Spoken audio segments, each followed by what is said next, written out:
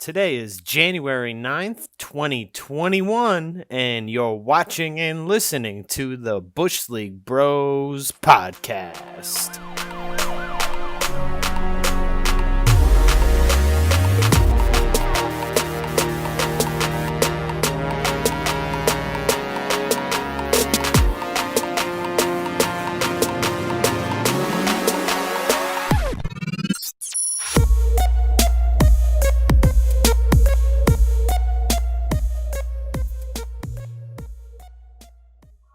Well, howdy do there, everybody. Welcome back to Bush League Bros Sports Talk. After a little bit of a hiatus, Paul Iliakis right there, Brett Batchelder right here. We have returned. We back. Holidays are over. We're in a new year. Paul, how are we doing, man? I'm doing pretty well, Brett. I am doing pretty well. 2021 is treating me okay so far, at least. That's good. How is it treating you? Are you hanging in there? Is it better than 2020? Well, I mean, we're going to talk about 2020 and we're going to talk about 2020. We'll talk about 2020 at the beginning. We'll talk about 2021 at the end of the show. I mean, I don't know how much I believe in arbitrary date changes really changing how people are, but exactly. I'm alive. I'm still breathing. I can complain, but I'm not going to. We're good. It is what it is. We made it. I think looking back, we might have said this in the last podcast or I might have said this to someone else recently. We can say we made it through 2020.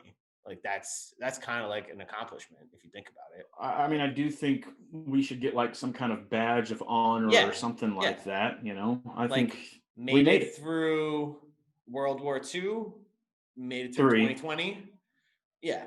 And potentially World War III. Yeah.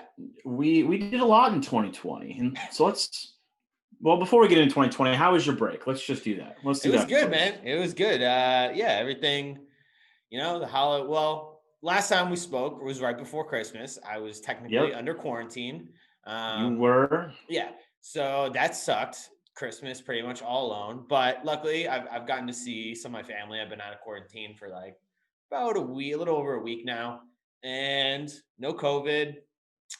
I'm dodging COVID, dude. Like I'm very just left and right. Yeah. I'm just juking COVID left and right. The flu not so much, but he had to retire from the game early. Are you telling me that this is taking years off your life? It could be. That's what I was going to get to next. Barry Sanders did retire pretty much at the end of his prime, right?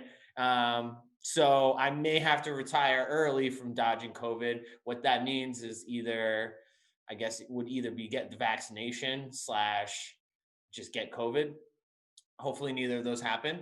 But yeah, I mean, I'm juking them, dude. Yeah, I'm like Allen Iverson crossing up COVID, dude. It's been a journey, man. Also retired early. We've only been off for a week, and we're already coming back with you comparing yourself to arguably the greatest running back of all time. And easily one of the greatest scoring point guards of all time in Allen Iverson.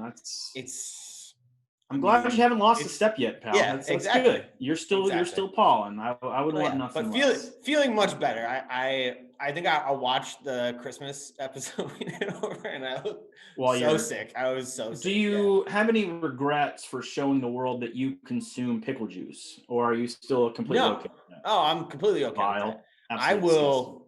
I mean, that was like actual bottled pickle juice. I'll drink. I believe it. That's disgusting. In front of you. Ugh. Bro, they drink it. Pro athletes. I don't care. You wouldn't know because you're not at that caliber of athlete. But have you ever seen pro athletes drink pickle juice on the sidelines? Every time I look in the fucking mirror, I see a pro athlete. But I'm not drinking no goddamn pickle juice. I don't need it. It's just something like unless you exert that much physical energy, you wouldn't understand the need for pickle juice. You've never been compared to Khabib, wrestling cougars, the animal and the female types. So, people like me at their peak in physical condition, we don't need these enhancements like pickle juice. I mean, that's just disgusting. And I'm kind of sick of it. You're like, I stick to water. That's it. Yeah. There is water in my cup. Mm-hmm. Good for you. Stay hydrated. I take all the supplements possible, legal and illegal. So. All right, John Jones. Yeah. Let's not even allegedly anymore. I don't even know if it's allegedly anymore. Who knows? let's do some reflections now, a little 2020 reflection. And at the end of the episode, we're just going to kind of sandwich this. We'll talk about 2021 and go on some fun rants with some stuff that's been happening around here. Oh boy. Yeah. And it's easy in 2020 to focus on the negative, and we'll focus on, Yes. we'll talk about that a little bit, but let's start with some positives. Yeah. What was your favorite thing in 2020, whether it was sports related or not, that happened? Whew. I would say the way that this whole country came together as one over the course of 2020. Not okay. Anyway, I mean, I did not expect that to come out of your mouth. That was really funny. The way that we all really just bonded together this year and came together as a country, and we all love each other so much more than we did back in 2019. Right. Let's save that for the end. Yeah. But yeah, anyways, that was great. Anyways, I would say I this was like a hard one because I was like 2020 was not a great year. 2020 stunk, sure. I would say my favorite part would have to go back to like sports related. You know, we are a sports podcast, so I'll stick with that. I would say, you know, just because, you know, I'm a big basketball fan. I think the NBA bubble was like the best sports that we got in this year, if that makes sense, right? Like, I guess NFL football has played their whole season and we got through that, but there's been cancellation of games. There's been fluky stuff that happened. My Patriots stunk. So that kind of put a sour note on it. But I think the NBA bubble, we can all universally agree looking back, like it kind of worked out pretty well.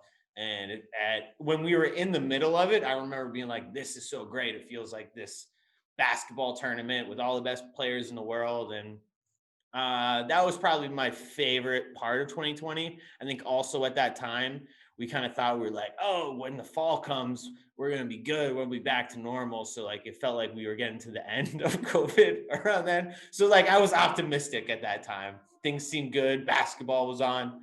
And yeah, slightly. Yeah. I mean, we're in 2021 now. Things are pretty much exactly the same COVID wise and world wise. Yeah. So yeah, I would say the NBA bubble.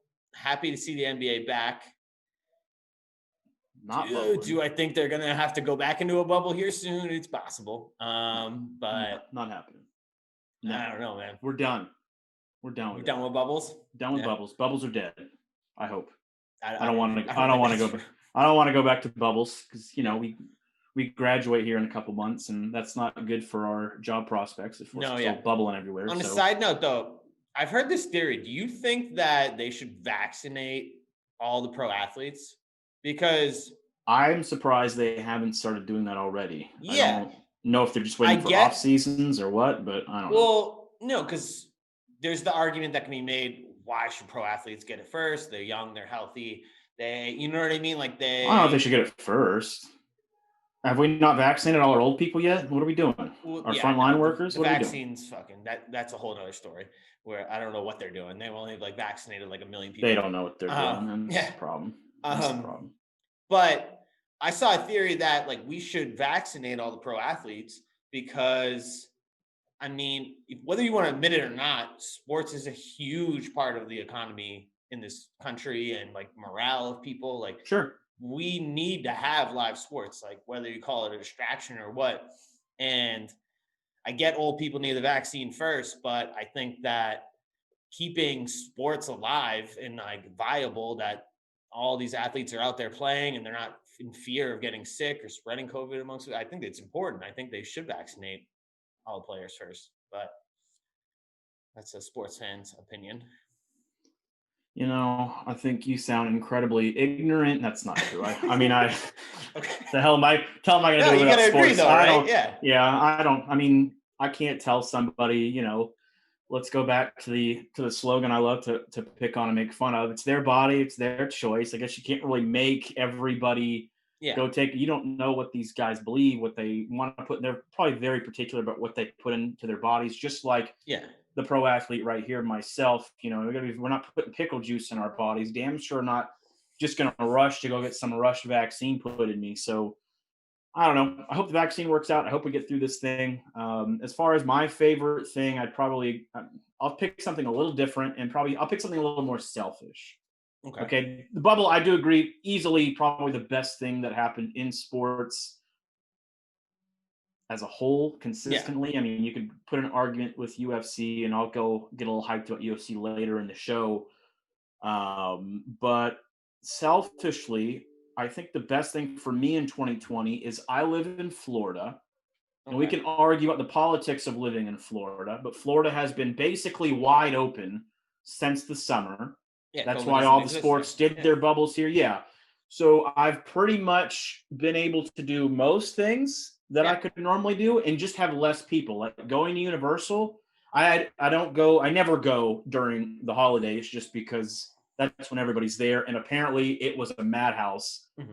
But I've been able to go to Universal in 4 hours, pretty much ride every ride that's worth riding and drink and have a great time. Bars are open.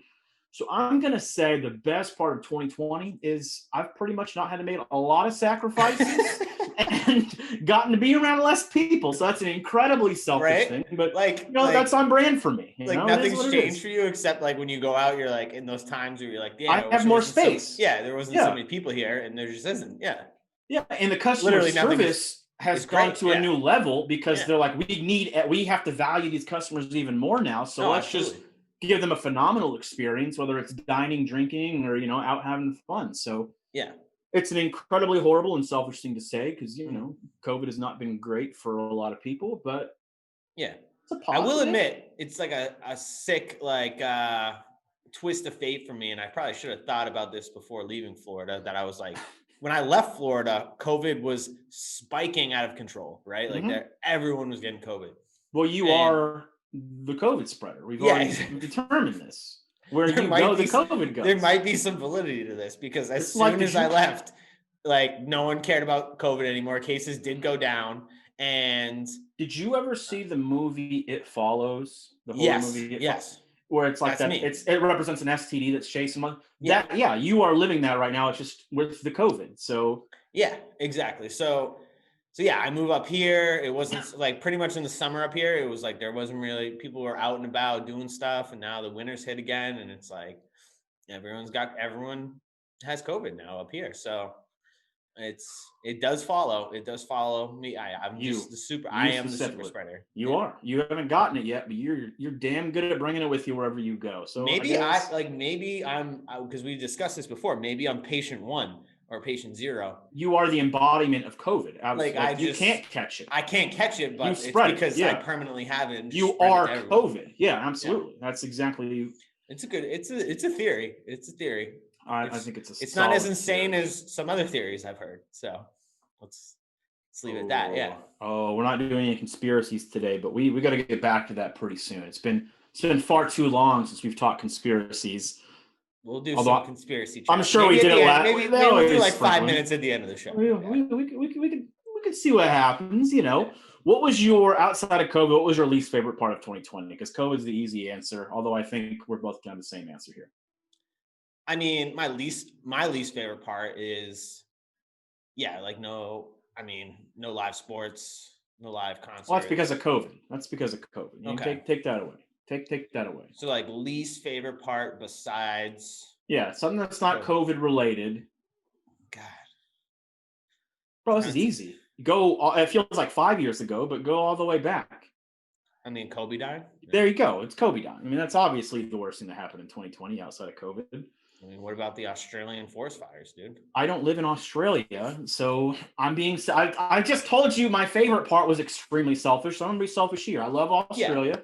I've got no qualms with them. I grew up a big crocodile hunter fan, and, seeing the koalas burning was not a fun sight, but, koalas are Kobe. I'm taking the black mamba 10 times out of 10. Sorry, Peter. Yeah, I can caveat this, though. I could go with another one. Go for it. You could argue, I mean, the Celtics made the Eastern Conference Finals, but you could argue 2020 was the downfall of Boston sports, like this Boston sports dynasty we've been on. Like, we might look back and be like, that was the year it was over. I don't think so. I'm still very concerned about what the Patriots are going to do this offseason. I don't have any hope in our Red Sox. We'll get into that. We'll get into that when the sports talk. But I could see where that could be troubling. And yeah, I guess that is the low-hanging fruit. I could talk about how all my sports teams stink. Yeah. Didn't think about that. That's because I'm selfish. I don't like to think about things that really negatively impact me like that. But it is what it is. Well, I'll put it this way: Mookie Betts, Tom Brady, and Zdeno Chara all left. Chara leaving Boston. was shocking to me. How is he going to retire a Capital? Like, get the fuck out of here. Oh yeah, that is devastating. I just assumed, like he was just going to retire after last year. I didn't think.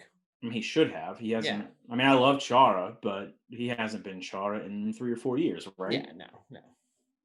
He's not. He's still a solid body out there. Like he's sure, he's huge. He'll crush someone every once in a while, sure. Mm-hmm. But now Marshawn's going to have to talk all that shit and not have Chara right behind him. We'll see how that changes. We'll see. Yeah, we'll see how that works out. I'm not kind of done talking about 2020 and that, but let's get point 3 on our run. Let's go to 4. Who is your athlete of the year and your team of the year in 2020? Give me what you got. My athlete of the year. Mm-hmm. I did a little research on this one. Ooh, okay. Tai Zoon Ying, badminton player of the year. Badminton player of the year from Taiwan. Just a phenomenal year. We should have taken 2 weeks off. Oh my god. What the fuck are you talking about? Badminton? You little scumbag. What? Yeah, dude. I mean, they call her the LeBron James it's a her. Yeah. She's the LeBron James of badminton, dude. I mean, just a fierce competitor. I did very little research on her other than that. I don't even know what she looks like, but just was mentioned in top athletes of 2020. In all seriousness, the guy I just mentioned, LeBron James, is, as much as I hate him, he's probably going to be the athlete of 2020. I mean, it stinks, but I would say it's got to be LeBron. Or I have another one, but his team is my team choice, so it's kind of tough to pick him. Well, what's the team choice? I mean, I guess you could go. I would pick Pat Mahomes, and then the Chiefs would be the team of the year. I mean, technically, they won the Super Bowl in 2020, and then went 15-1, right? So 14-2. They did 14-2. Yeah, they benched everybody last week. Yeah. So whatever. Okay, I mean, I like it. I mean, the Chiefs were my pick for the team. I think that one's pretty obvious. I guess I wasn't that impressed by what the Lakers did in the bubble, so I'm not going to. I mean, LeBron's obviously one of, if not top 10 greatest athletes on the planet at any given time. Yeah. Since he's been, 18? Like, I mean, you could make that argument every year. It's tough, yeah. I'm going to go. Go ahead. No, go ahead. Well, he could be athlete of the year every year. You could, argue even when he doesn't win a title, yeah. And that doesn't diminish him from deserving to be athlete of the year any given year. Mm-hmm. But I don't know. Who he got to face in the bubble didn't really impress me a whole lot. So I don't, whatever. It's kind of like when him and Cleveland beat OKC. Like, you're just like, or no, Miami beat OKC. You're like, okay, you beat a bunch of young pups. That's not too impressive. I just kind of felt, even though I do like, how the Heat played, but they also got some easy series before that. So I think I'll stick with Chiefs as a team of the year. I think that was obvious. Going through the AFC last year was tough. What they've done this year, maybe even tougher. We'll talk about the NFL playoffs here pretty soon, but the AFC is absolutely stacked, and to go through there, be the top seed with at times where it looks like they aren't even trying. You got to go Chiefs, I think. My athlete of the year, I'm going to UFC. I'm on a big UFC high right now, and UFC will be the last sports topic that we talk about today here for a little bit, but Israel Adesanya, I just think not only did he take his, fighting to another level. I mean, you can argue the Romero fight not the most exciting, but he's still the champ, still undefeated, and now I think Jorge Masvidal came in the active fighter that was probably the most popular because McGregor just hasn't been active. Maybe this year that'll be the year that changes. I think Izzy went into 2020, maybe one of the top 10 most popular fighters in the world. Arguably now you could say he's the top 1 or 2. He'll get put down once Conor comes back. I mean, he's going back to 2 if you want to argue he's number 1 right now. Yeah. So I just think inside the octagon and outside of the octagon, just what he's done on social media, what he's done, promoting himself. I got to give it to him. He's made himself a global superstar. And if he gets the John Jones fight after becoming the 205 champ in March, I'll double check. We're going to go over some dates here in a little bit, but I just think I'm going to give it to Izzy. I actually had him down as like our honorable mention, but I couldn't remember if this is how crazy. I couldn't remember if the Romero fight was in 2020 or not. So I was like, did he only fight once this year? And then he might have only fought. I could be wrong on the Romero fight. No, but I almost want to say the Romero fight was pre-COVID, like February. Let's see. Let's look it up. Feels like it was 10 months ago or 10 years ago. Yeah. Versus Romero. I mean, he beat Costa. We know that. Yeah. Was in March 2020. So yeah, he beat Romero COVID, yeah, correct. Yeah, March 8th. So there we go. I got it right. We got it right. So no, I would say he's definitely in the discussion. Yeah, for athlete of the year. I would argue most impressive fighter of the year then in UFC. I think if I'm going to go, I wasn't planning on talking about this, but I think Kevin Holland's probably going to win. A lot of the most impressive. 5-0, and like he fought people. I mean, it wasn't the greatest competition, but him and I know a lot of people are on the Cosmot train who went 3-0, and he fought like twice in a couple weeks. So yeah. But that's the exciting thing is UFC, and that's why we'll talk about it in a little bit. Like, I'm getting really hyped for UFC in 2021. I think it has the chance to grow into not only being in the realm of the top sports in America, but right behind. I think it could sneak up right behind the NFL as probably the most popular sport in America by the end of the year. I don't think it's a top. I don't know. Do you think it's already a top 4 sport? If you're only saying pro, because I think college football, if you count that, college football is still, I mean, anything football is going to be bigger. Yeah, no, it's not bigger. Pro. It's not even close to football yet. So you go pro, college, NBA, MLB, and then you would probably go UFC. But if you take out college football, I would put it right at 4. That's pro my sports, question. Yeah, it's bigger than NHL. Exactly. You think it's bigger than NHL currently? It might be bigger than baseball. And that's what I was going to say. Do you think? I think it could surpass baseball easily. As like I think it will. Sport. If it hasn't already, I think it will. I think it's going to be right there with the NBA fighting for number 2 because the NBA's got their own crap to figure out. They've had their worst ratings ever. Even I know bubble and everything, but UFC much more than MLB or NHL. Sure, absolutely. We don't really talk too much NHL on the show, unfortunately, but it's okay. Yeah. Hey, I mean, it's not my job to promote the NHL and make it interesting. It's the NHL's job to make it interesting. Good for them. What I'm really glad about, I think maybe this should be my favorite thing for 2020, going back to that. Every sports league, except college basketball, finished their season.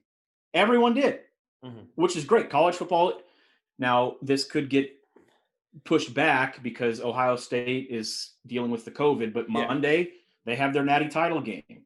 We've made it on schedule for the NFL playoffs, and we know MLB, NBA, and NHL got through it. So, and UFC didn't miss a beat. So, maybe that should be my favorite thing. Maybe I should have not been so selfish. I guess it is still selfish, but Fight Island's the shit. I'm very excited about it. Hell yeah.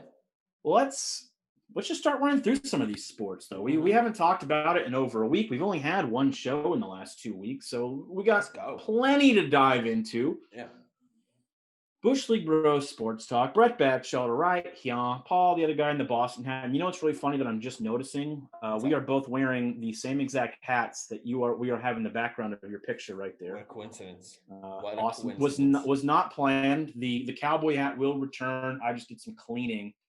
And so it's in a box somewhere over there while we were on break, but it'll be back probably next episode. Where's the cowboy hat? Come on. I mean, I'm not gonna lie, it's kind of nice not having shades and the hat on right now. It's a little less hot, but whatever. Like I'm not sweating. Yeah, I'm not as sweaty, so maybe. I mean, the cowboy hat. I mean, look at that. I mean, that's just sex appeal for days right there. It'll come back. It'll absolutely come back. It's not dead.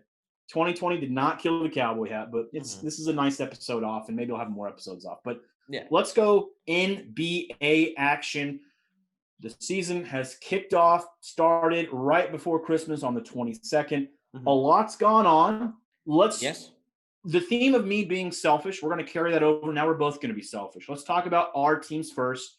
Your Celtics. How are you feeling about it? What's going on over in Beantown with your crew? I feel pretty good about the Celtics. They got off to a little staggered start, but they've been looking good, man. Tatum and Brown, dude, as I discussed earlier on, I think they could be the best duo in the league here very, very soon. I mean, sans like LeBron and AD, I don't know if they're going to surpass them, but I mean, they're both averaging. I think you could argue best 2-3 combo in the league. Oh, for easily. sure. Yeah. They're both averaging like 26 a game right now. And I mean, looking like studs, especially Brown he's just one of those guys, man, where he has gotten better every single year he's been in the league. Like you know what I mean? There's always, and it's not like a leap. He's never been a guy that made like the leap from like Tatum kind of made a leap last year. Like Tatum went from, averaging like 14, 15 a game, like 17, 18. And then like all of a sudden he was averaging the last like couple months of the year, like almost 30 a game, right? Like he made a leap. But Brown has just like steadily improved his game year after year. And he's a phenomenal player, man. And it's exciting to be a Celtics fan. What I've seen the past couple weeks, like, dude, if we fucking break those two up for James Harden, we are so stupid. There's no way. We deserve every shitty thing that happens to us. You get worse if you do that, right? Am I wrong? Oh, not at all. And then, so those guys have been phenomenal. But, I mean, the shocker, this Peyton Pritchard kid, dude. That was the second-round pick that didn't you brag about him in preseason? I said that he had the potential to be the next Fred VanVleet, right? Yes, that's exactly what you said. Yep.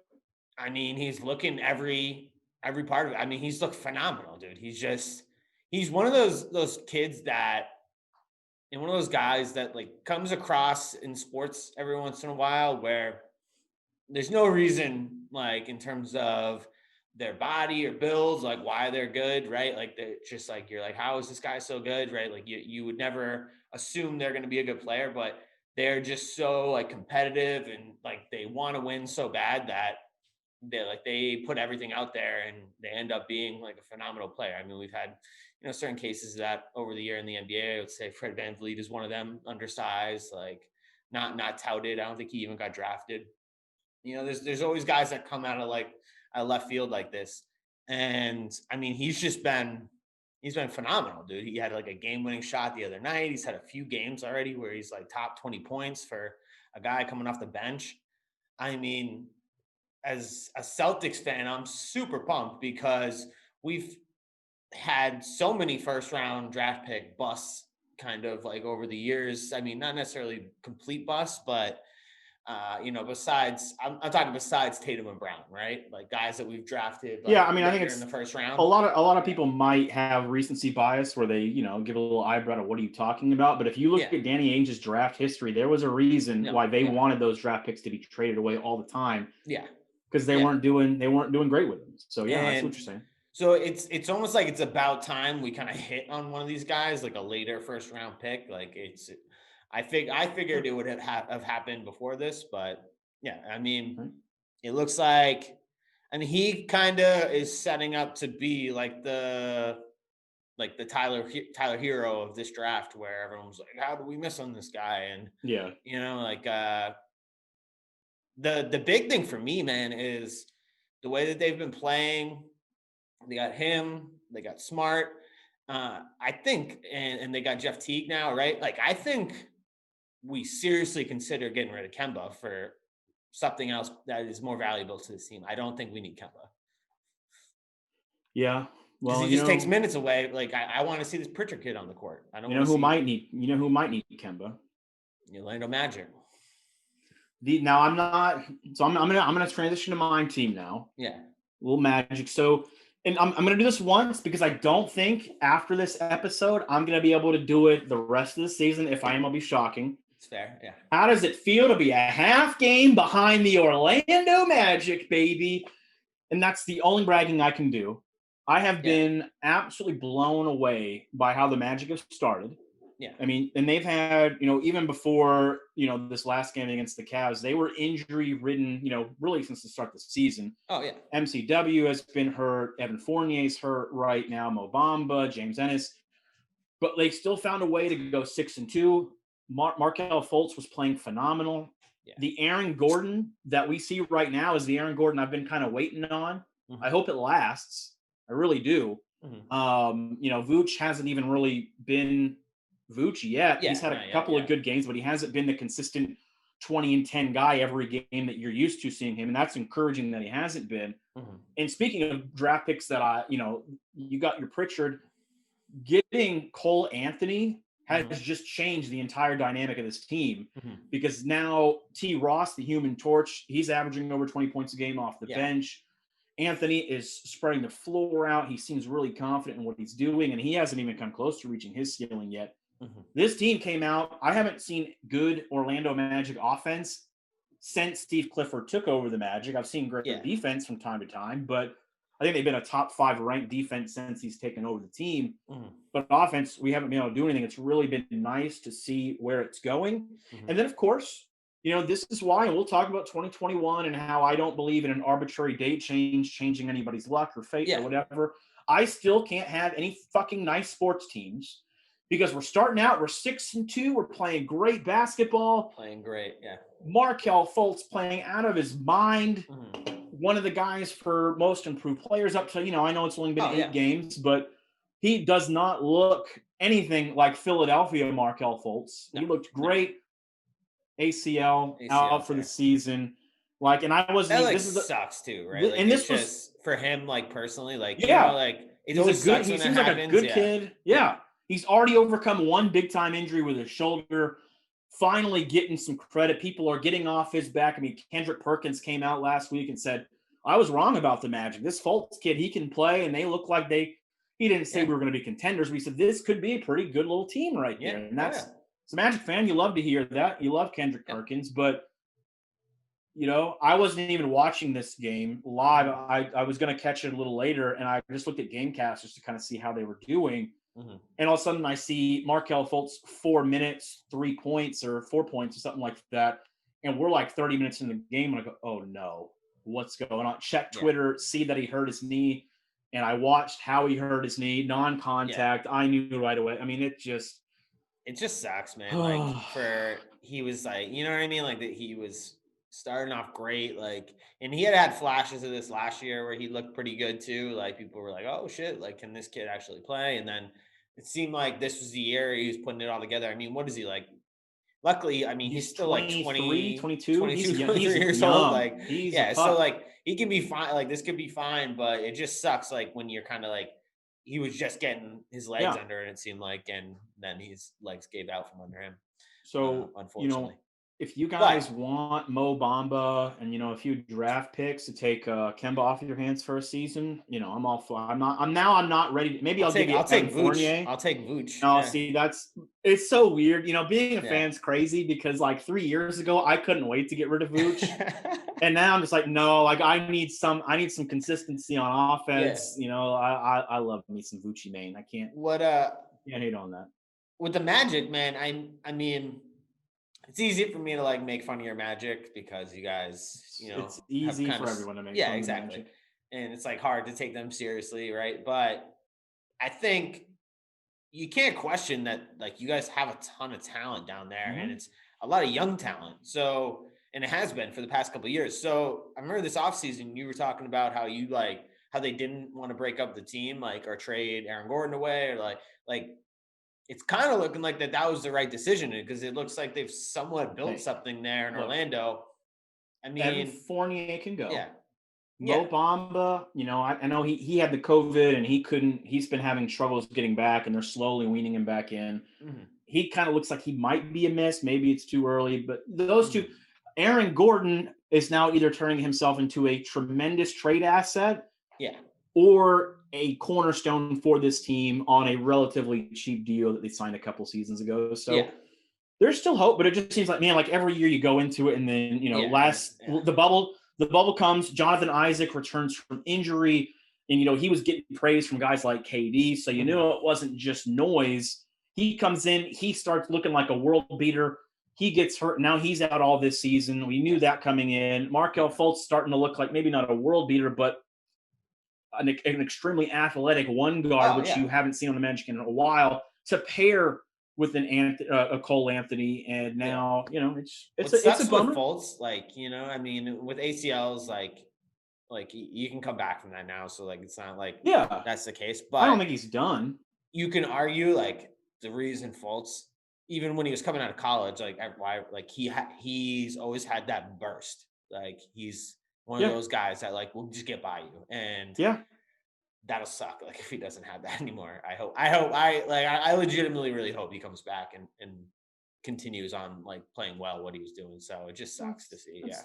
That's very nice of you to say something nice about the Magic. Let's take it off of our teams here. Yeah. Let's go over to, and we're only a couple of weeks, 2.5 weeks into the season, 3 weeks into the season, maybe.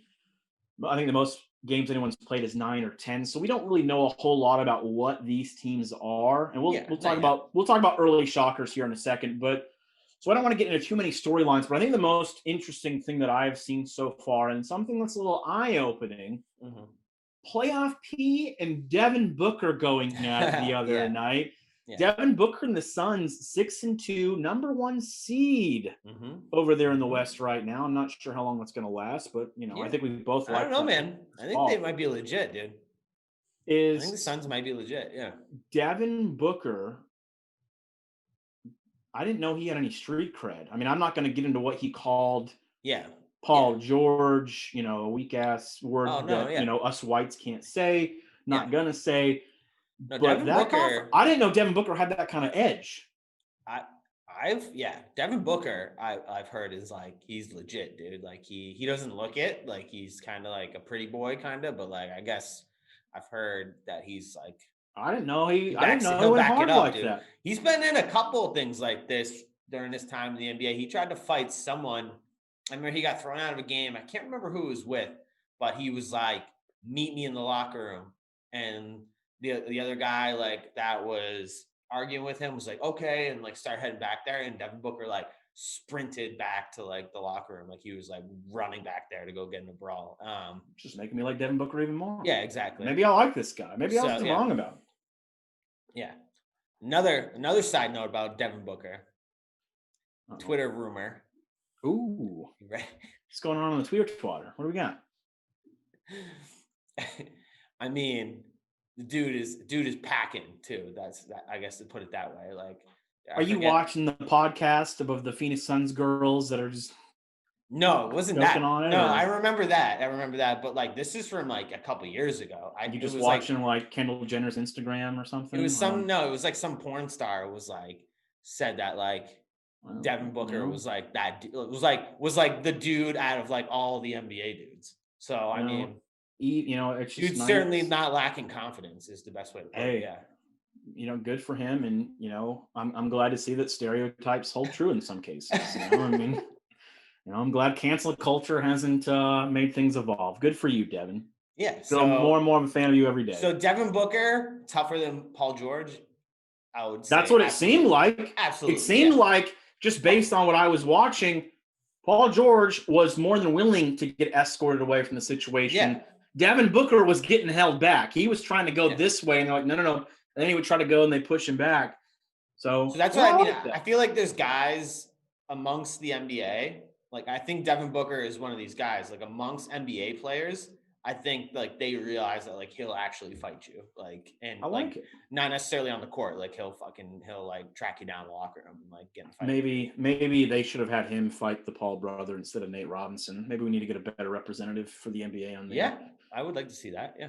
I don't think any current NBA players will be doing that, though. I don't think I think there's contract obligations where you're not allowed to do boxing matches, but maybe. I mean, there should be. I mean, if James Harden can go to a strip club, to support his friend, and get potentially COVID and get half his team COVID, and then not get suspended a single game. But the thing with Harden is I think Devin Booker can go. Harden has had COVID.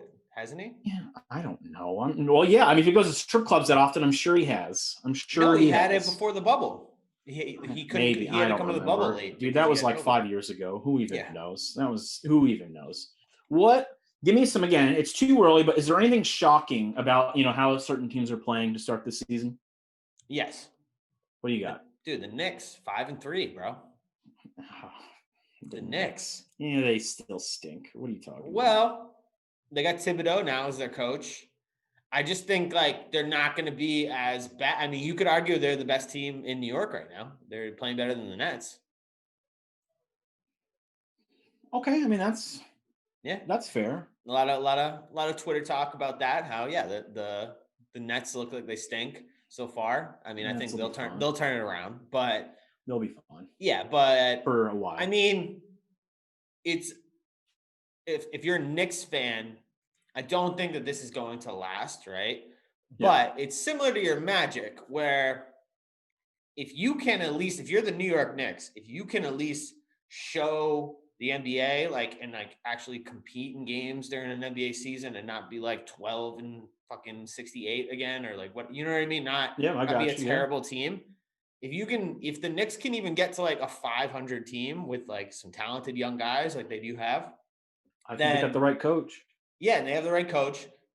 Then guys, I mean, New York is still New York, and they're still the New York Knicks. Like that's how you get other guys to come there again, right? Like no one's going there when they're 15 and 60, and I mean Dolan's still the owner, or like it's going to be Dolan stinks. It's going to be tough to get guys to go there, right? But if you can at least show that like you're a competent NBA team, you're building something, exactly, and you have good young players, then some guys might look at that and be like, hey, it's still the Knicks. Like I'm still going to be, I could be the guy that turns the Knicks around. I don't know if, how, as long as Dolan's the owner, I don't know like how legitimate that is, but they've changed up I forget who they got running who's the GM now.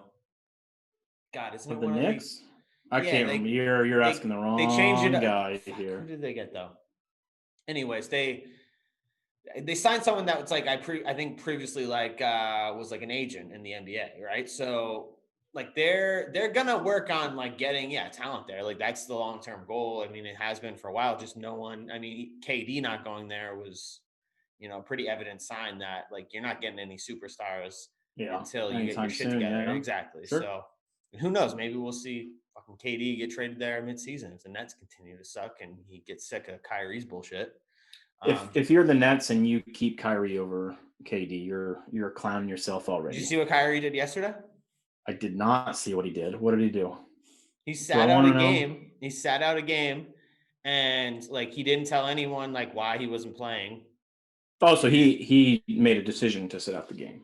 Yes. It wasn't a coach. Okay. It wasn't a rest game. But so pregame, Steve Nash was their new coach. They're like, why isn't Kyrie playing? He's like, I don't know. Like he didn't tell anyone why he was And that's playing. The problem with Steve Nash.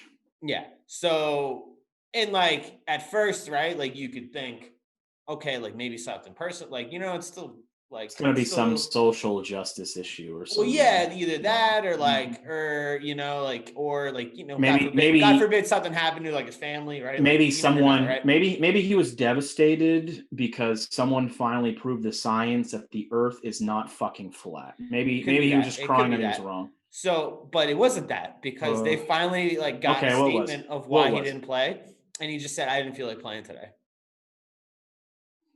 See, man, that would be it for me, dude. I'd be done. This fucking guy, man, like he doesn't even love that. I don't even know if he loves that. Yeah, like he's like I get it. Like if you don't love, like I get it if like you want to do shit like this, and this is my argument, right? Like if you're this introvert like kind of guy, whatever, like that's fine. But you get paid fucking millions of dollars to play this game. Nope. Like, so like, and there's people like out there right now that like don't have fucking jobs and are like losing their homes, and you're getting paid millions upon millions of dollars to play basketball, and you're just like, I don't want to play today.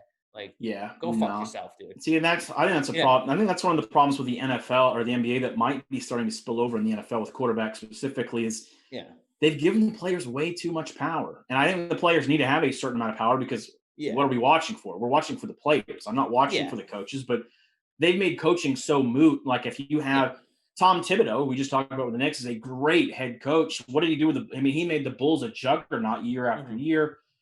Didn't have, if he had Jimmy Butler now on that Bulls team, maybe they do beat the Heat a couple of times. I don't know, but he's a tough-minded head coach. He wouldn't put up with that crap, and that's why he's not getting jobs. I think we're seeing a lot of good head coaches, just kind of be castrated. Steve Nash, maybe he is a good head coach, but I wouldn't want that on my team. That's a bad example for the young pups. That's just not. And as that's the other thing is like I think shit like this is a big reason why he didn't last in Boston, is because I think you see don't fly in the guys like I know like Jaylen Brown hated Kyrie. Like that was very well known, like while they were there, and then like it came out afterwards. Like the Celtics, to their credit, like for a reason, I think like they didn't trash Kyrie when he left, because like they still want other guys to come play there, like potentially. So they didn't like trash Kyrie, but like there was a lot of beef that like there was guys like working hard every day and like super committed and all in, and Kyrie was like, I don't give a fuck. And like he's just that guy, dude. And that's okay, but it's not okay. Can't have it. Exactly. Don't want it. The only way it works is if you have a guy like LeBron on that team that's going to hold him accountable. I don't think Kevin Durant proved that he's not, OKC, the friction. I know they're good now, but the friction was that Russell was the guy. He was the alpha and Durant was the beta. And, it's something, people are betas. That's fine. They can, you are who you are. You don't need to, if you try to be something that you're not, it's not going to work. You're just going to come off like a phony. But I don't know why I'm getting my high horse right there. But Kevin Durant is not the guy that's going to sit there and go get your ass on the court or get your ass to practice. That's not his personality. No. And I don't think Kyrie didn't have that in Boston, because he was by far and away, the most veteran guy there.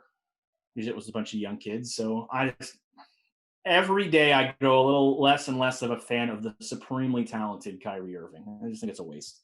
No, yeah, exactly. I think, I don't know. He seems to be wasting his prime too. Like, the guy's got a bunch of knee issues too. So I don't know. Like, well, if you were telling me it was load management, I get it.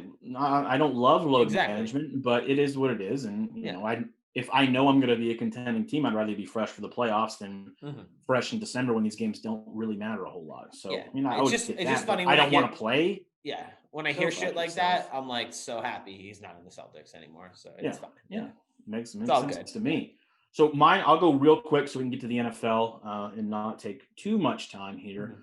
Mine's going to be the Raptors. 1-6 right now. Pascal Siakam, they re-signed Van Vliet. Lowry's still on the team. They have a good head coach, even though I hate Captain Tight Pants and Nick Nurse. I'm not a huge fan, but they stink, and I don't know that they're going to be able to turn it around. I think we all thought they would drop off a little bit. I mean, they lost Kawhi 2 years ago. Yeah, they lost Serge this year.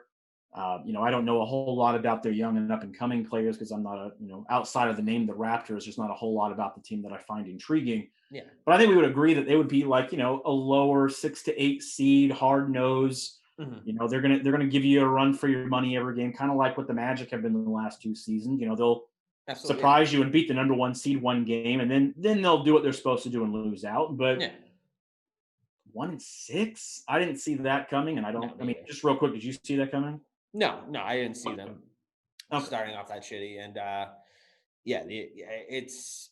But I did anticipate the drop off, like you're saying. I thought I just think it'd be somewhat overachieved last year. Like Lowry's, he seems like he never gets old, but like he's been in the league for like, I think this is like his 13th he's had some injuries. 12, maybe like 11th or 12th year, right? Yeah, he's been in the league for a long time. He could have been in the league for 20 years. We don't know. Yeah, that's what I mean. I feel like he never ages. Yeah. So I think he's like 34, 35, something like that. I think that's where his age is at. So yeah, I'm not surprised to see them drop off.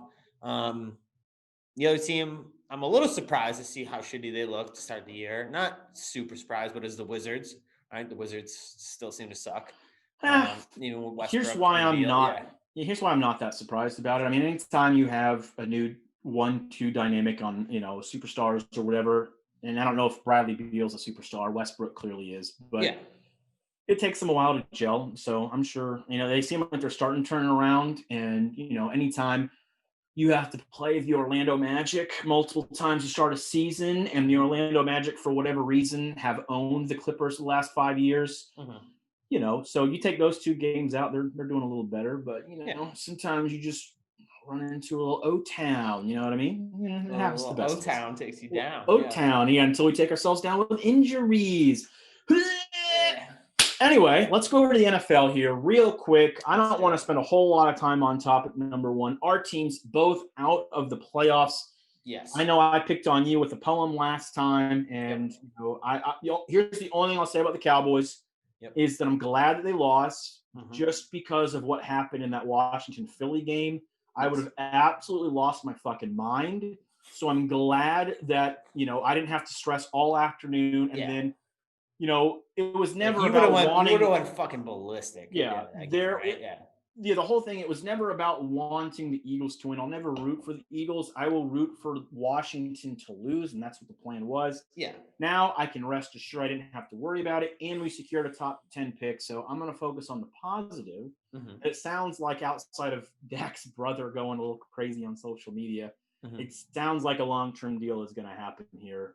Yeah. Once we know what the salary cap's going to be for 2021. So that's encouraging. Is there any last words? Oh, go ahead.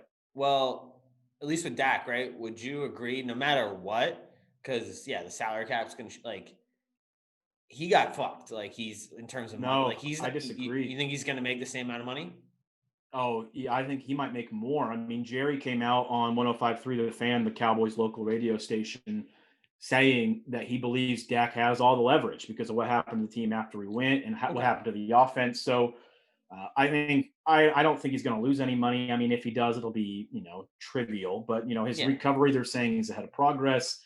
And the reports are that he and Dallas both want to come to a long-term agreement. So I don't think at the end of the day, you're a fucking quarterback. I love me some Dak. And I get a top 10 pick. I want it to be finalized. But I'll remain patient until March. Do you have any last words that you want to give on the Patriots? We don't have to go into the draft today. No, Patriots, disappointing season. Didn't make the playoffs in the first time.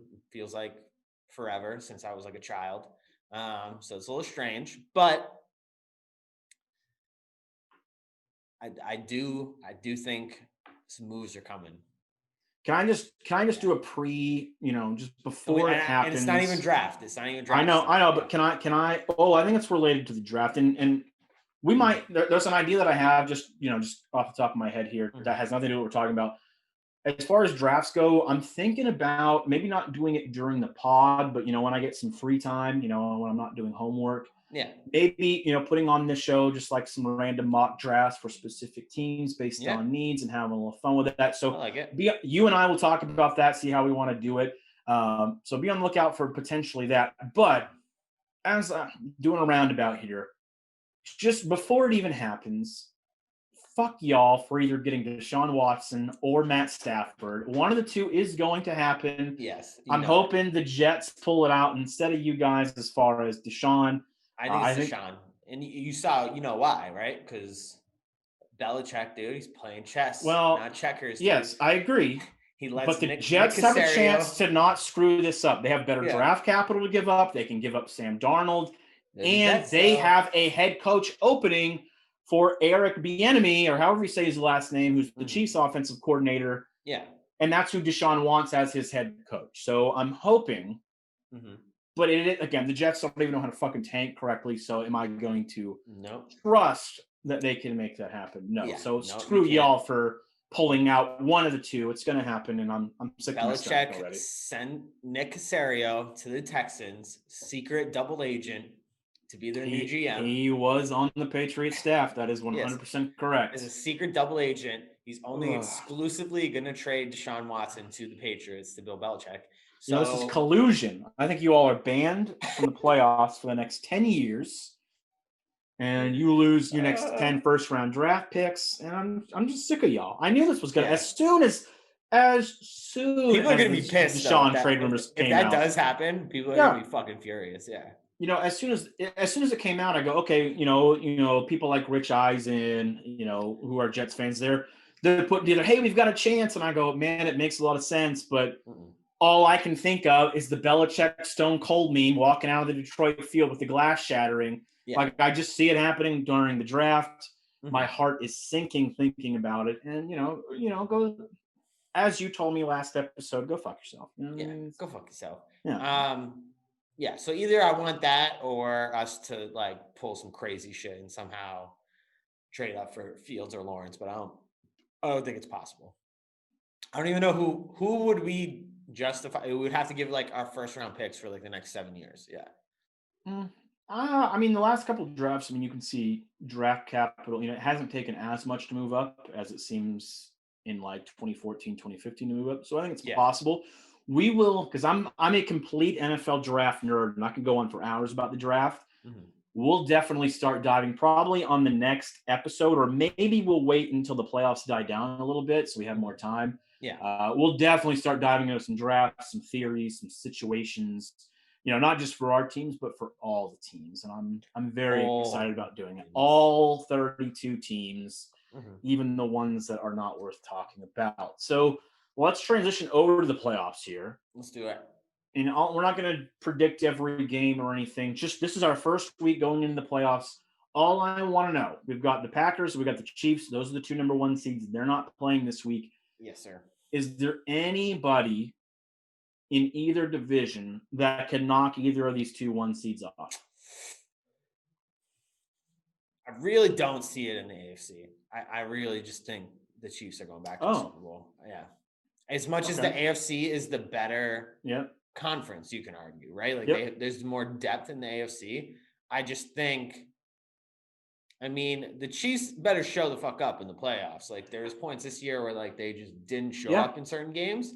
Absolutely. And still, I mean, I know they lost that last game, but like you can argue like they didn't try. They really went 15-1 because they would have won the last game. They put their backups in. Yeah, exactly. So and there was like probably 5 or 6 games where like we were like, oh, the Chiefs gonna lose this game, and then they were like, no, we're the Chiefs, and like we're gonna fucking drop 30 points in a quarter on you. Like, so if they just decide to do that in the playoffs, I think they run to the Super Bowl.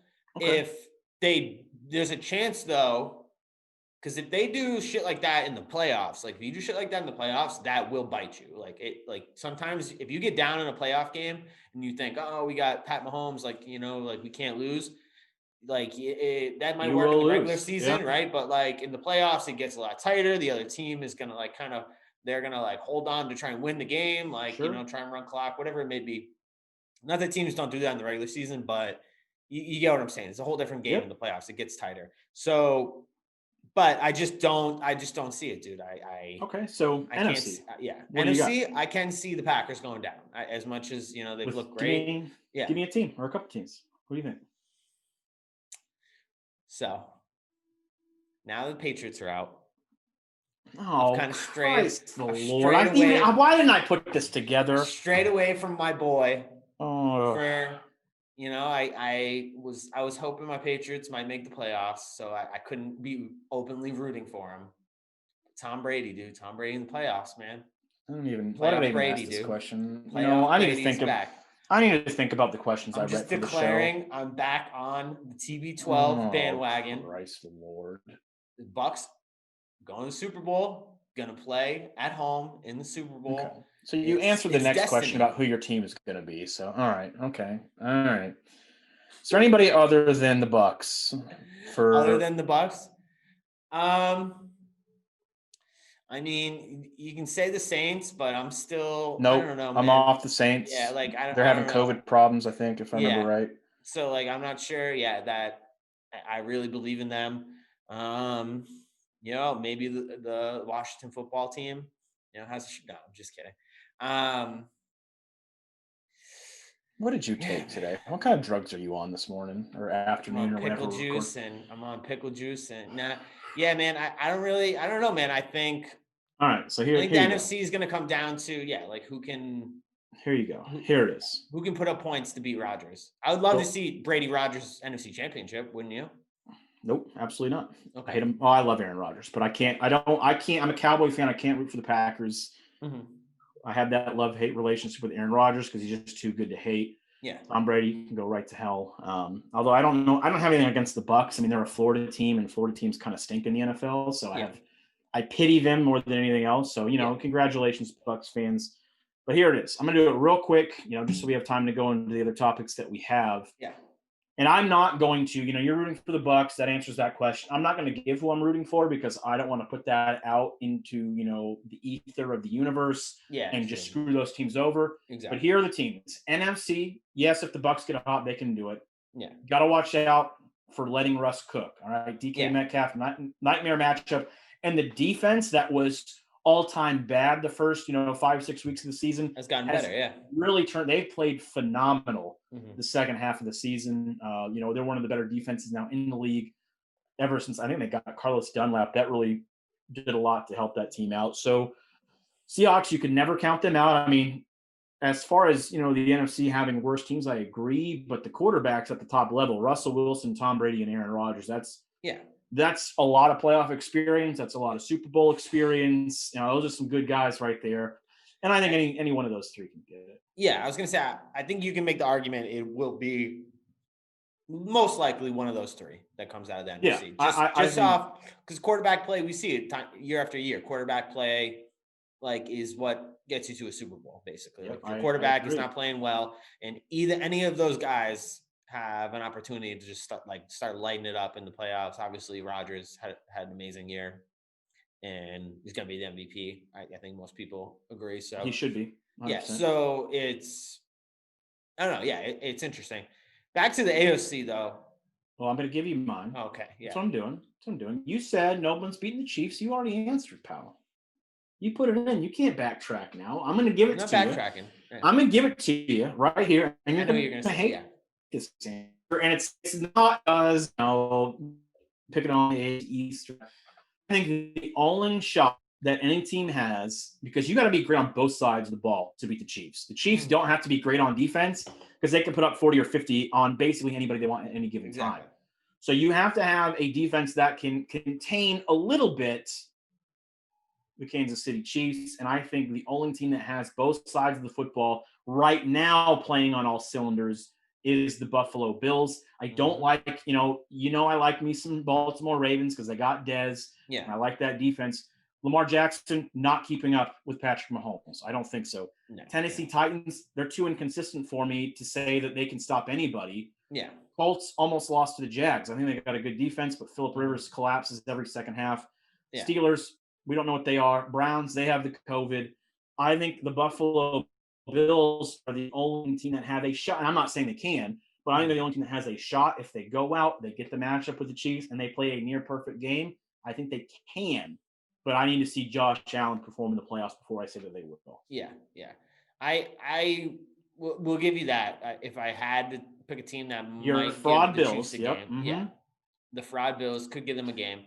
But I will say this, dude. I don't like this first. They're playing the Colts first round. I don't like that matchup for them. It makes me nervous, man. Yeah, I don't love it either. I mean, just because again, that defense is so good. Yeah, on the Colts. I could easily see them losing this first round. They're another team, man. If they could they're not going to get Deshaun Watson because it's in the same division. But man, if they could get a Matt Stafford, or if they could find a way to trade up and get one of these young quarterbacks, I mean, Chris Ballard, the GM for the Colts, has done a phenomenal job building that team. So we're not going to do any predictions, just because I don't want to jinx anybody, and I'm sure you don't want to jinx anybody either. We'll do more once we kind of get closer. Once we get to the NFC and AFC title games, we'll start picking games. Okay.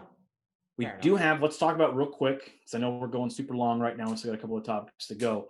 College football playoffs come to an end. The Natty Championship game, unless it gets pushed back, is this Monday. Ohio State destroyed Clemson. Alabama destroyed Notre Dame. So hopefully we don't need to talk too much about it, but it is nice that Notre Dame still stinks. And hopefully someday ESPN and their bias towards Notre Dame will go away. I love the graphic that they put up. I think it was on ESPN, where every time they've been in a BCS bowl game or a national championship game, they've gotten absolutely blown out. Absolutely, yeah. Notre Dame should not have been in the playoffs. They stink. But let's pick this title game real quick. Who do you got? Alabama, Ohio State. It's tough, man. But I'm gonna go with Bama. We're all tied, dude. I don't know. Ohio State's they're dealing with COVID right now. Too much COVID stuff. Yeah, too much COVID. Unless the game gets pushed back, I don't know, man. I think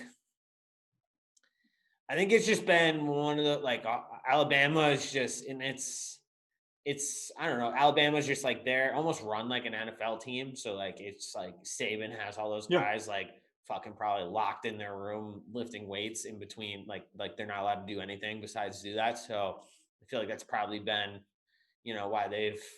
I mean, no one's shocked that they're here again. It's just Yeah.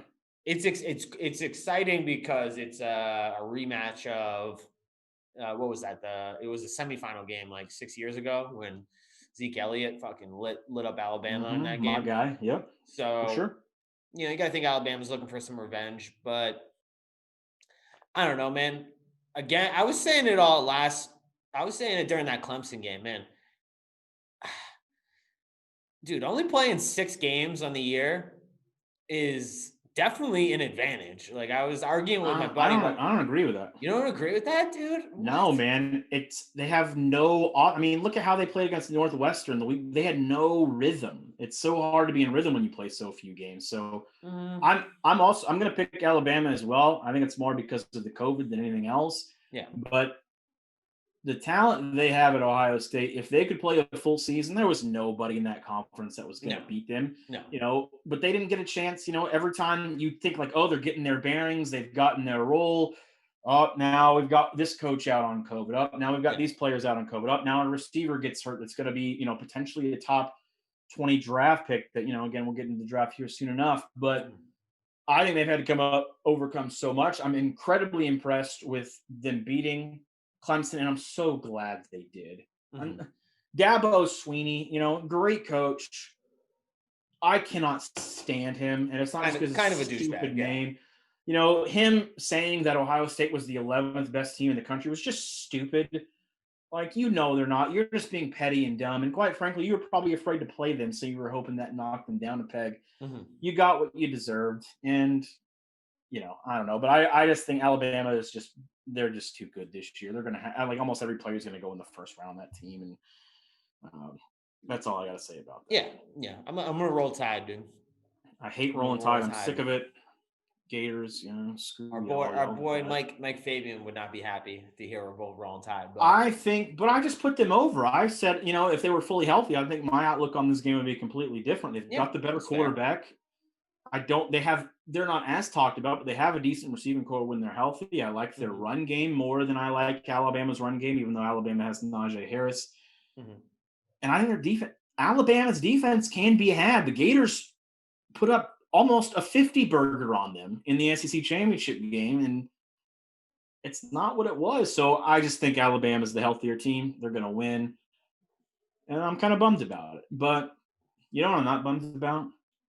What are you not bummed about? The old UFC. I know I've been a little hyping it up early on, talking about it. Let me just lay out to you the first couple months just to get this hype out for me.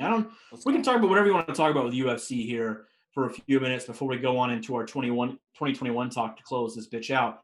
But UFC, so we know January 23rd coming up real quick. What is that? 2 weekends away from now, 2 Saturdays from now. Well, I guess 3 Saturdays from now because tomorrow's Saturday technically. But we've got McGregor making his return against Dustin Poirier, the rematch, this time at 155. Yep. Y'all don't know, this is more than likely going to be a stand-up banger that I'm super excited for. They've added Michael Chandler, who was the 155-pound champ over in Bellator, recently came over, and he's going to fight Dan Hooker, which if you don't know a lot about Dan Hooker, I strongly encourage anybody to go back and watch him versus Poirier last year. If I'm not mistaken, I believe it was the first fight they did without fans. I think it was the first fight night they did without fans. I could be wrong on that. I think I remember, But they absolutely destroyed each other standing up. It was a nonstop 5-round barn burner, just throwing fists and feet. It was awesome. I could not be more excited for what's going on there. So that's January. Yep. Oh, but we're heating up here. I got to pull it up here. Let's go to – no, I have it up. So in February 13th, we finally get Kamaru Usman versus Gilbert Burns at 170. Now, this one might not be, as exciting as a Poirier McGregor or a Chandler Hooker because it's probably This one's probably a lot more mat based, but that is a huge fight. Gilbert Burns has been on a huge win streak since he's gone over to 170, and Kamaru Usman has just dominated the 170-pound division. Oh yeah. No matter what you think of his fights. And then, wait, there's more. We've got March. We've got at UFC 259, so that's UFC 258, UFC 259. Where's the card here? We've got Adesanya. This is March 6th. We've got Adesanya facing Blachowicz for the light heavyweight belt. John Jones is gone. This is it. We've got Amanda Nunes versus, I don't know Anderson, but anytime you get to watch Amanda Nunes, that's a big deal. So title fight 2. Title fight 3. We've got the bantamweight belt on the line. Jan versus Sterling. That one, as you start going lower and lower into the weight divisions, those are the guys that have the cardio and start throwing the hands even more. Oh, yeah. So those ones can be real barn burners. And that's just what we have so far. They're talking about Stipe versus Ngannou here coming up after that, sometime between April and July.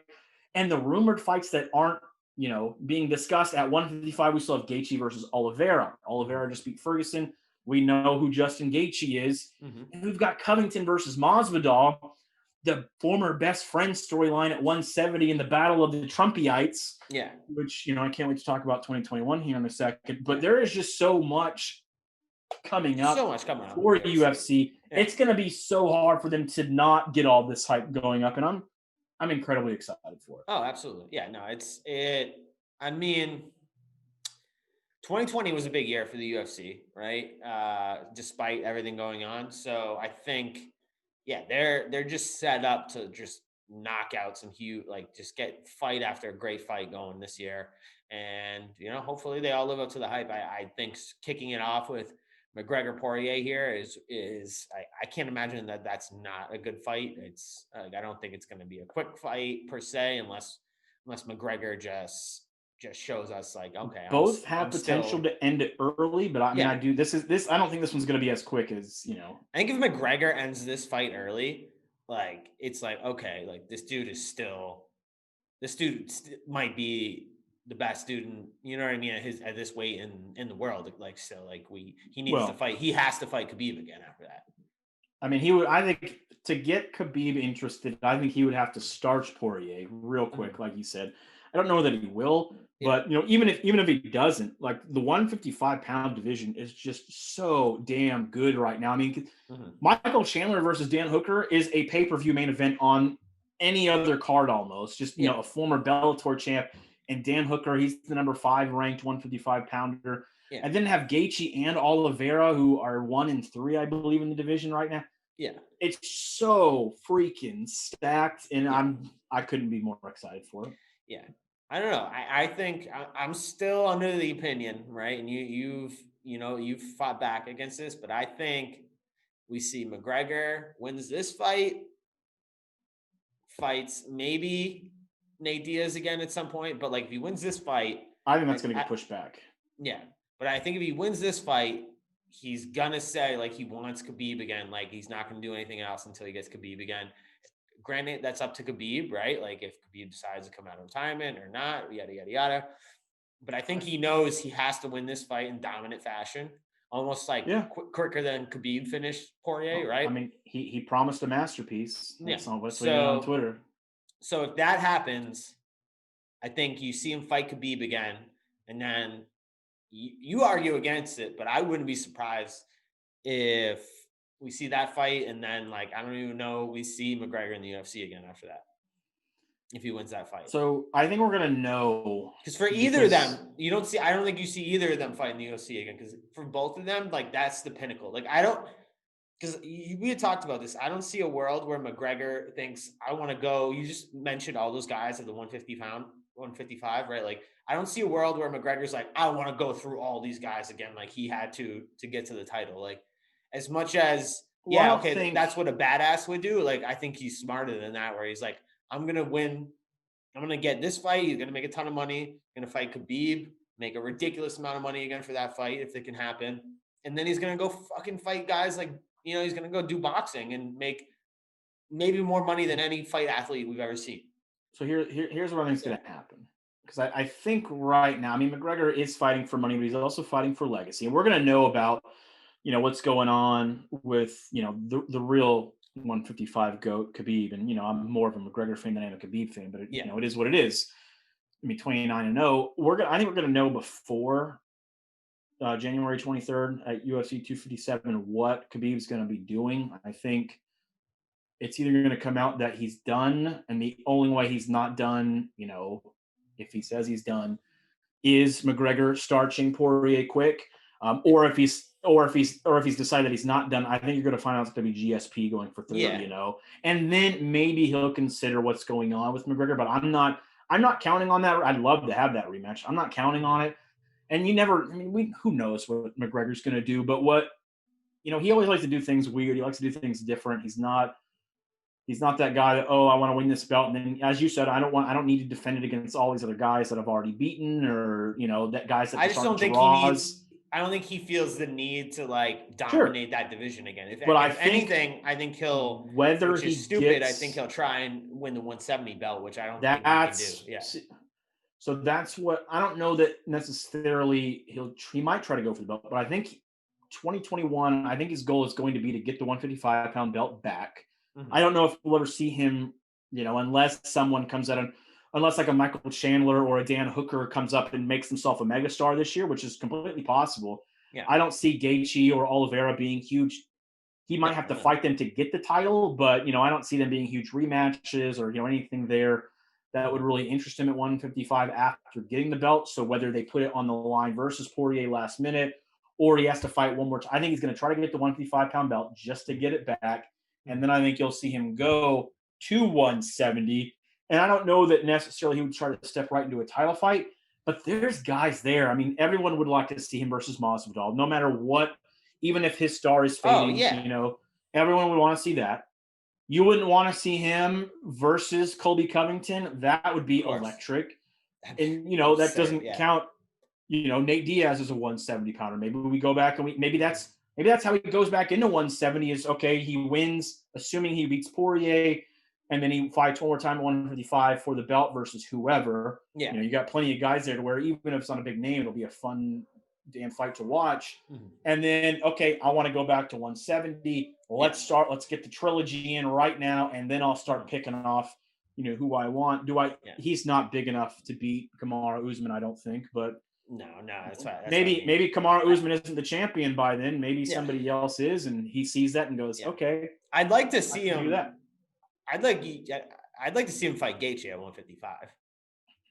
I would too, but I don't think that's as good of a matchup as people think. I think Conor McGregor would destroy Justin Gaethje. Yes, early. If you think about it, or Gaethje, I like it. Gaethje wouldn't be able to fight like how he likes to fight against McGregor. McGregor would sleep him very quickly if he tried to do that. Granted, Gaethje can take a punch, but anyone that ever tries to go wild on McGregor gets fucking lit up. I'm not sure if Gaethje Oliveira happens. I don't know if he gets past Oliveira. Oliveira is nasty, and he does a lot of things similar to what Khabib does. So I don't. I mean, the problem is we're splitting. These guys are all phenomenal and so good, but it is what it is. I'm super excited for UFC this season or this year and going into 2021. But let's transition out of the sports talk. Let's wrap this show up here talking about we got New Year's. A lot of people think a new world comes with the trivial change of a calendar year. Yeah. And, we are 8 days, we're recording this on January 8th. We are 8 days into the year. And I think 5 or 6 days in, we've already had people storming the Capitol, Trumpers storming the Capitol. And I am not here to say that I am an expert on politics. I'm not going to offer a whole lot of political opinion on this. But isn't it just beautiful just to see that nothing has changed going into 2021? Yeah. And I don't even know. What? Go give me what you want to talk about on this one here. I'm gonna hand it over to you right now. So let's we don't get too political, but that the event that we saw. So today's Friday. The event that we saw on Wednesday, was clearly it's like a date we're all gonna remember when fucking Trump's lunatics storm the fucking Capitol building. Like, we're all gonna remember that date. As serious as it was, let's put that out there, right? Like, this was an awful thing to see. Like, we live in America. We don't think like shit like that can like happen in America.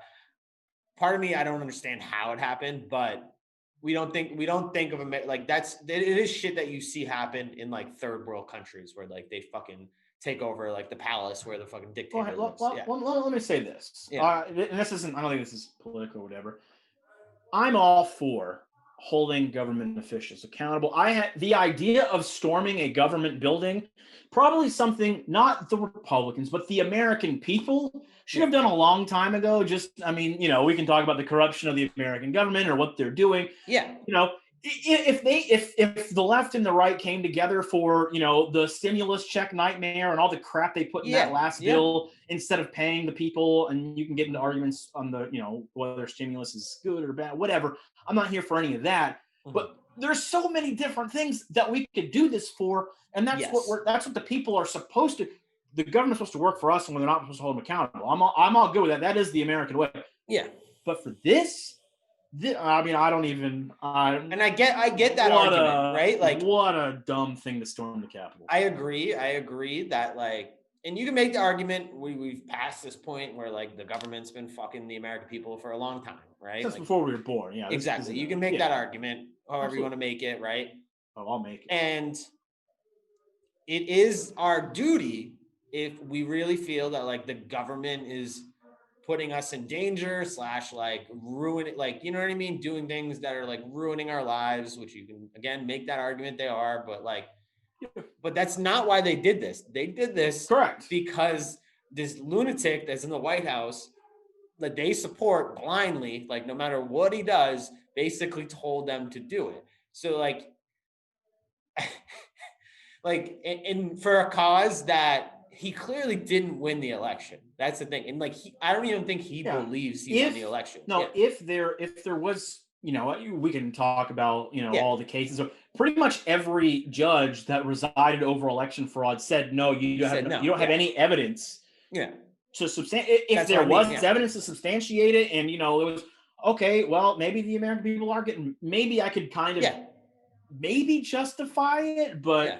And that was an argument I've heard in the past couple of days since. Like, say Trump had actually clearly won the election, but somehow like it was blatantly obvious, and there was all this evidence that like the Democrats were fucking him over, and like it was clear to not just his supporters, but like us as Americans, as the general public. We looked at it and we're like, what the fuck's going on? Yes, then we should storm the Capitol, right? Like that's your duty, right? But like you said, there's been no real evidence that it happened. So like, regardless of who you support, I mean, I get if you, I don't know. Either way, like, there's no real reason to do it. There's no justification. You're just a fucking asshole that like listens to everything he tells you. Yeah. And that's the problem in this country. Can we get off that for a second, though? Let's talk about your guy right here. Yep, let's do it. No, at least like the politics of it, and let's get into I'm done. Yeah, let's get into like how hilarious let's have a little fun. Parts of this were. Okay. Yeah. So question number 1. Yep. How the fuck do people like? Did you ever think like this was possible that like people could just storm the Capitol building? Like I've never been to DC, but I did. Not in, 2020, you would think the amount, or 2021 now, got to get used to that. Like, I assumed the amount of security, 100 yards of that place, you get shot. Yeah, like correct. That was always my assumption. Like the White House, the Capitol building, like even if you're by yourself and you're trying to like get into their grounds, like you're getting shot in the face with like a laser. The picture of that guy in Pelosi's office and the guy on the floor, like how does this even? Again, I don't care what political party you're on. Those people should have been shot. They should have been shot right in the head. So as a government, you can't send that message. And I don't think was anybody packing. I know there was a congressman there were some packing, people, but there were some of those people packing. Okay, yeah, for sure. But it wasn't like all the people that stormed were packing. No, like, and that's goons stealing the stanchion. Like, what are we doing here? So that's my second part. Yeah, if I'd almost understand it more if it was like a fucking squad of like stormtroopers rolling in there with guns, and they like even though like Sure. it would have been much worse, right? Like, but I could have been like, okay, like I see why these guys like got in, right? Like they're basically It would have made like, sense. they're like They an just army. walked in.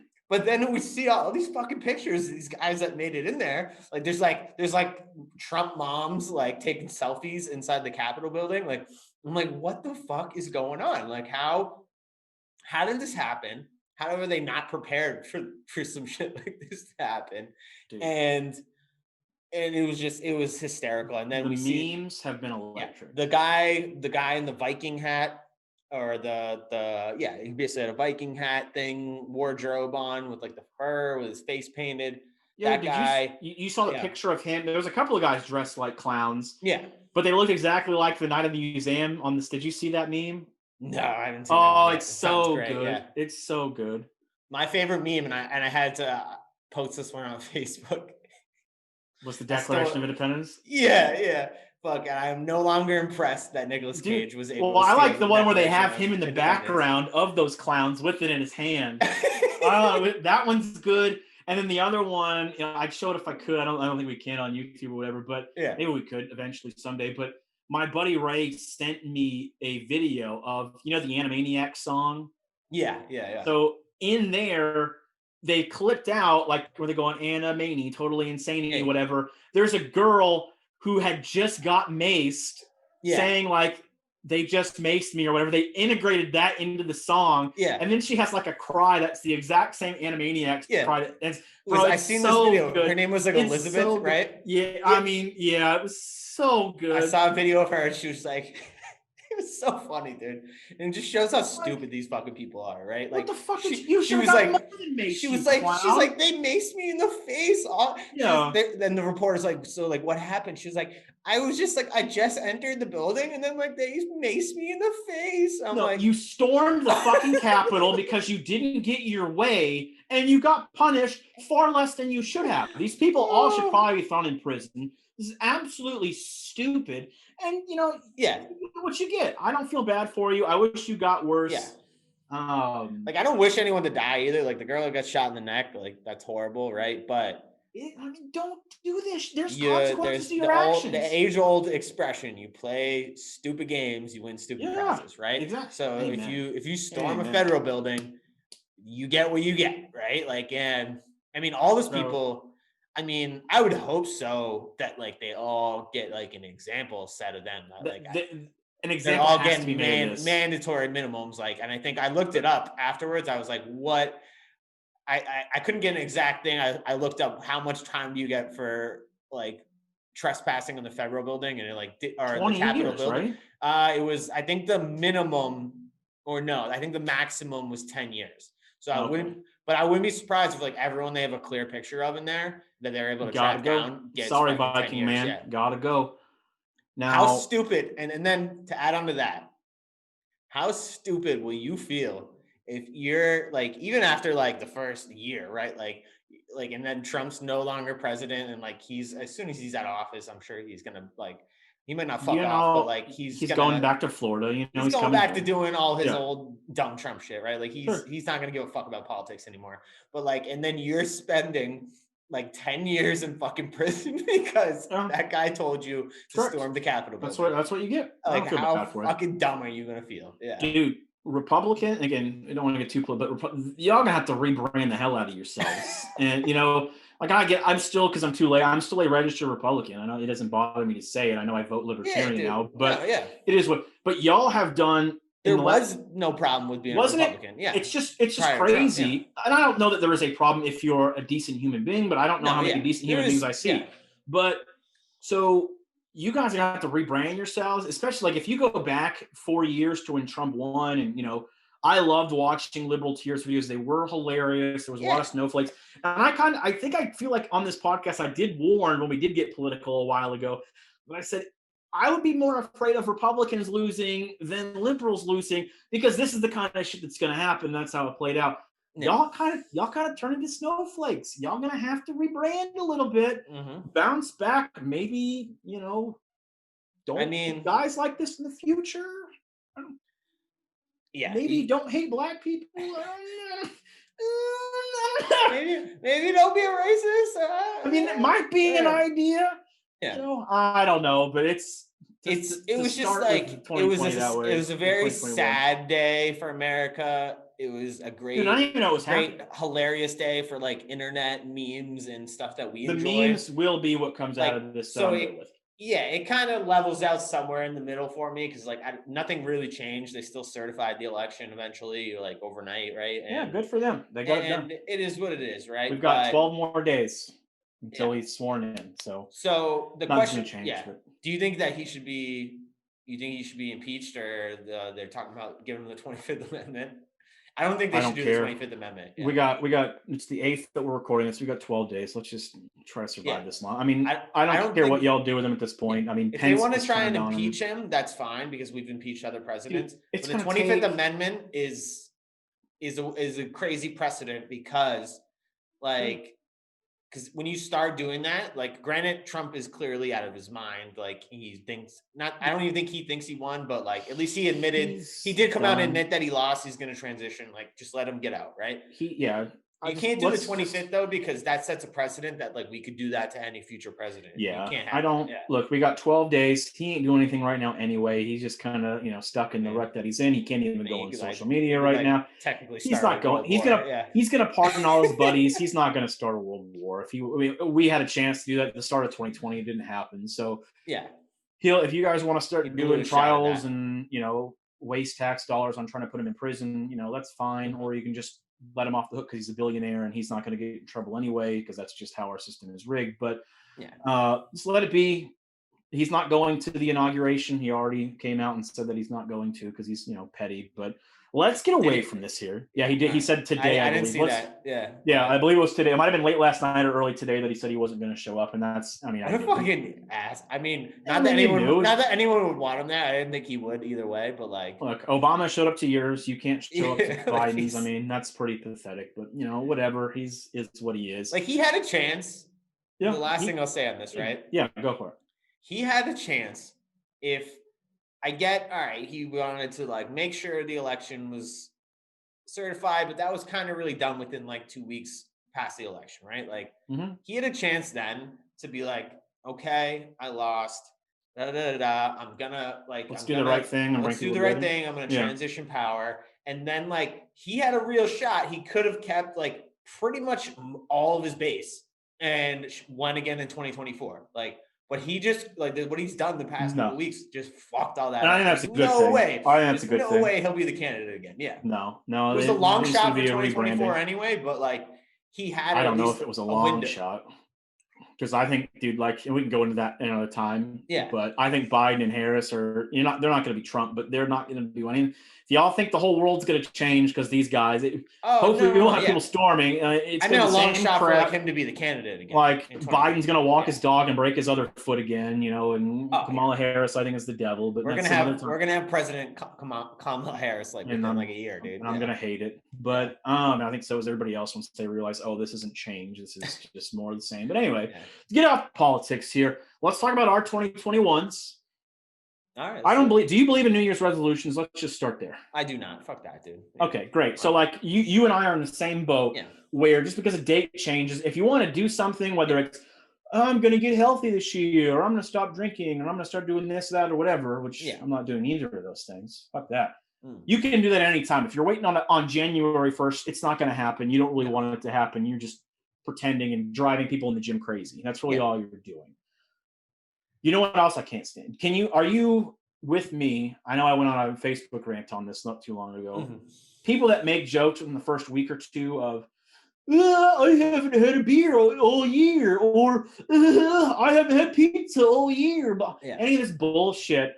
Do you like those jokes, or are you with me and out on them? Okay. That is the lowest form of comedy. Thank you. That's exactly correct. That's like right above like a knock joke, dude. Like it's like I take a knock joke 10 times out of 10. My super unfunny uncle makes that joke. You know what I mean? Like that's it's not clever. I think it's very dumb. Anytime that I saw people like on December 31st or like the last day of work before you go to your New Year's or whatever, and they say, "Oh, see you next year," I always gave them the bird because they always deserved it. Yeah, that's the worst. Yeah, like I'm flicking you off so I don't punch you right in the mouth because that's what you deserve. So, whatever. But let's end the show with some positivity here. Let's do You it. know, we're shitting on New Year's resolutions. We're shitting on jokes here. We had a little political talk right there. Yeah. With Viking Man, unreal. But do you have any? They're not resolutions, but do you have any goals for yourself in 2021? What do you want to see happen for Paul going into For 2021? myself personally, Personally, entertainment line. I don't know. Whatever. What are some of your 2021 goals? yeah. What do you got? I'd like to. I think we both have this goal. We'd like to finish. We're both in school still. I'd like to finish school. So close. 2021, class of 2021, dude. I think it's Graduation. good, right? That's good. Like we didn't end up being class of 2020. Like that would have sucked. I mean, if you could tell me I could have been done with school, I mean, I'd take it. Yeah, I guess you're right. I mean, I'm so ready to be done. But yeah, anyways, I got you. So yeah, we'll graduate school. That's a goal. I guess find a new career. That would be the point of why we went to school. It's a big one. Yeah. That would be a big goal. And then, you know what I mean? Just like, you know, a light one, dude, like Bush League Bros, like if we can like get that to like the #1 podcast on planet Earth, I mean, like, I think that's like reasonable by the end of You always have to have attainable goals. Yeah, exactly. Absolutely. So like, I mean, even if like, you know, they say shoot for the stars or shoot for the moon, you'll land amongst the stars, or shoot for the stars and you'll land near the moon. Either or, I think we got to shoot for it. We're going to be the #1 podcast in the world by the end of 2021. I mean, that's pretty reasonable. And then from there, I mean, even if we don't make it there, I mean, at least top 5, dude. I like it. So I think, you know, those are, you know, hey, look, we got to do what we got to do. And, you know, part of that is you guys, you know, whether you're listening on Spotify, the YouTube, whether you're subscribed, you know, send us some stuff to talk to you guys about. We're going to start getting some people going into the new year on the podcast. I'll start working on that. More interviews. You know, we've got some new stuff coming up. We're gonna put in some more work, especially. I know this month we're probably gonna do 1 a week, just because of my hectic school schedule. I'm meeting with graduating people. I'm trying to get a temporary job right now, or you know, a job until I, you know, whatever for the rest of the year. And then school's crazy, so we got a lot going on this month. So maybe we'll do 2 a week, but for right now, just count on 1 a week. We'll figure that out. But maybe we'll do one that's a little longer, like this one for everybody. Yeah. Right? I mean, this we'll one, we're pushing 2 hours. Solid 2-hour one. Per week, and then you know. Yeah, we'll see what happens. Good amount of content to and we might do smaller. We might do smaller videos, like a quick, like I go on, do a 15-minute thing about the draft. Paul goes on, does a 15-minute thing about the NBA, or a quick interview. Yeah, we're figuring some stuff out. We're working some stuff out. We'll put in the work to get there. I like that goal though. Yeah. So I think my goals would probably be similar to yours. Obviously, the podcast, keep growing that. Graduate college, get a new career, or just make this podcast the career. You know, just bringing. I kind of like. I'd like to get a job at Barstool. I'd like our podcast to be on Barstool's network by the end of the year. You know, I have no problem with that. I mean, I don't know that that's like completely unattainable. I think it's within the realm of possibilities. Hey, look, your boy KG says anything's possible, you know, so we just anything's possible. Anything's possible. But I think there's one more goal we gotta have, okay? And this isn't just an us goal. I think this is a world goal. Oh boy, yeah. Alien contact. We gotta do it. This has to be the year. I know there was something going on in Hawaii. Next episode, we're talking about that. Some guy came out and allegedly said aliens were here in 2017, but they're waiting to fully reveal themselves. Give me the aliens here, dude, and end me. That's all I need. Like, let me know you're out there, and if you want to kill me, or let me live. They clearly don't want to kill us. They would have killed us already, dude. No, you know, this could be one of those things where, you know, you don't just kill the pig. You let the pig get fatter and fatter, and, you know, just so it's juicier and juicier. And then right when it's ready to be, you know, murdered so we can eat for our own pleasure. Same thing with the cow or the chicken, whatever it is. But you would make the argument, and we're going to get into a tangent, but that they would be here to get the resources from our planet. And we are the resource, pal. We're the resource, so they're just whether it's food or slavery. Yeah, I mean, are you kidding? Have you not seen Transformers 3, where they're like, our resources are already depleted, and you're like, no, you have a whole infinite resource. It's called y'all. We're going to enslave you, make you rebuild our planet. I don't know if we'll be rebuilding the planets, but we are going to be slaves to aliens by the end of 2021, or we'll be their food. And I'm looking forward to it. That's one way to get rid of division in the world is all have one common enemy or all die. So, either we're going to come together and become stronger as a human race and defeat the aliens, or just all die. It's done. So good for us. Congratulations, humanity. We had a hell of a run, and we're either going to come out better or dead. And I'm excited for that. And I can't think of a more positive way to end the podcast. Can you? I can't. Yeah, I think that is a good note to end on. 2021. Boom! Here we come, have baby. Some fun. Yeah. Let's go. Right. You rhymed it first. All right. 2021. Let's have some. That's a brutally bad slogan. It's been a whole year since I've talked to you. So yeah, dude. I'll make a bad joke. I've talked to you since last year, bro. Since last year. So I am sick of us right now. So I'm going to shut this podcast down. That's going to do it for this episode of Bush League Bros Sports Talk. We'll be back sometime next week. In the meantime, if you haven't already, follow us on the Facebook and the Twitter at Bush League Bros. Subscribe to the YouTube channel, also named Bush League Bros. Let's go. In the comments, what do you want to comment on this time? What are your resolutions? Not resolutions. What are your 2021 goals? Because we don't believe in resolutions. Resolutions are a facade. Exactly. They're fugazi. They ain't a real thing. What are your 2021 goals that you're going to accomplish? Just like we're going to be a top 5 podcast on the Barstool Network, feeding up aliens. It's going to be an electric 2021.